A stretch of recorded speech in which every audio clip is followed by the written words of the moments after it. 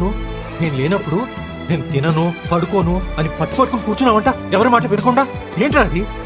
నేను రేపు ఊరికెళ్తున్నాను 10 రోజులకి. ఆ 10 రోజులు కూడా ఏమి తినవా? ఏంటి నిన్నే అడిగేది, చెప్పు. ఆ,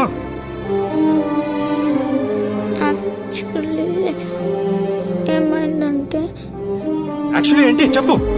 ఫీవర్ వస్తుంది, తినకపోతే. ఫీవర్ వస్తుందని తెలుసు కదా, తెలుసు కూడా ఎందుకు తినలేదు? ఎందుకంటే బాగా మొన్న అనింది ఫీవర్ వస్తే హాస్పిటల్లో అడ్మిట్ అవ్వాలని. హాస్పిటల్లో అడ్మిట్ అయ్యి నీతో పాటు ఉండొచ్చని తినలేను డాడీ. నాన్నకు ప్రేమతో